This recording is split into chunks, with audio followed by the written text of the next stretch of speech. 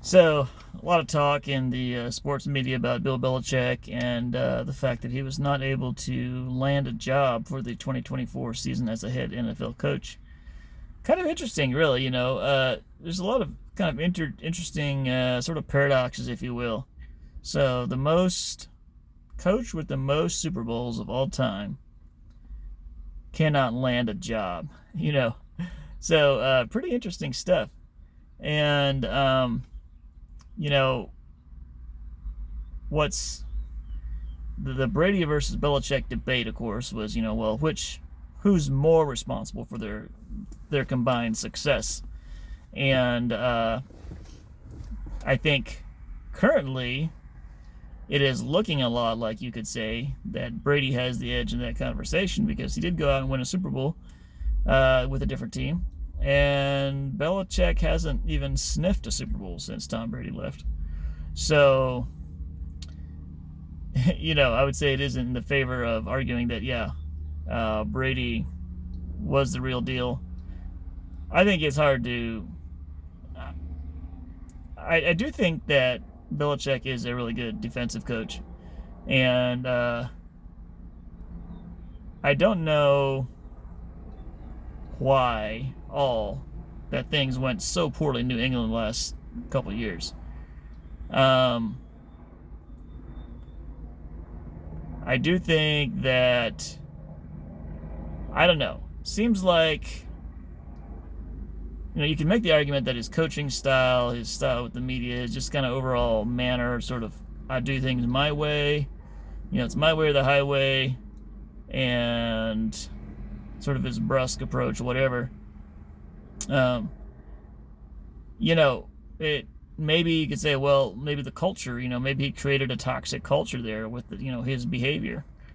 But then it's like, if it was truly so toxic, how did they win for like so many years with Brady? Um, and did Brady just overcome the culture or change it into something better? I don't really know. I do know that when things are going good or you're winning, and this is more broadly than just in sports, but in life in general, when you're winning, the some of the other issues aren't as big a deal because everybody's happy essentially. You can see you're making progress or you're doing well, whatever.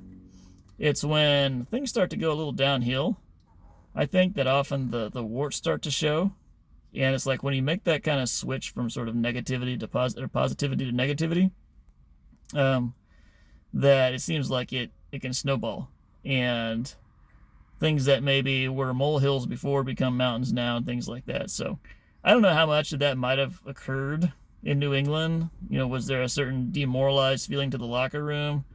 I don't know what all the dynamics were there. Mac Jones looked so promising in the first season and then sort of dropped off a cliff.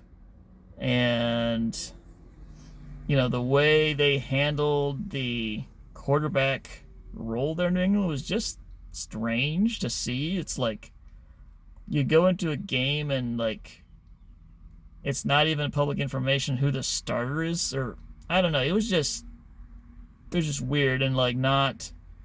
I don't know what all Mac Jones's problems are and whether he could have flourished on a more ongoing basis given a different situation, but it seems to me that either Bill Belichick as a GM is not a good idea, or I mean, everybody makes misses, right? I mean, the chances of really hitting on a great quarterback in the draft are they're slender, right? Unless you got like a number like picks 1 through 3, you've got a decent chance. But even a bunch of those first rounders, I mean, no guarantee of really ongoing terrific success at all. So maybe we're being too hard on Bill Belichick. I don't know, but so interesting, a guy that won so much, you know absolutely without a question a Hall of Fame coach, that he can't land a job, the minute he's let go of is kind of crazy.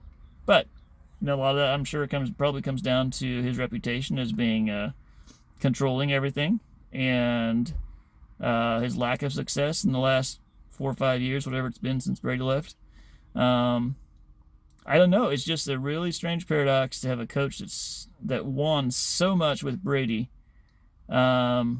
just not even hardly seem to be able to get off of first base with any other quarterback. That being said, I guess it's a good illustration for how important it is, who we have around us and the people that are connected to us. And we may think that we are rock stars that can do anything with anybody, but we may actually be much more dependent on other people than we realize for the things that we want to achieve in life. And it may be that developing your own skills and competencies, your own good judgment in your personal decisions and business decisions, those may only account for, it could be those only account for about 25% of your success. And it could be that the people you're connected to could actually account for 75% success of your success, maybe 90%. Kind of crazy. So I think for myself, I probably tend to be too much of a Lone Ranger.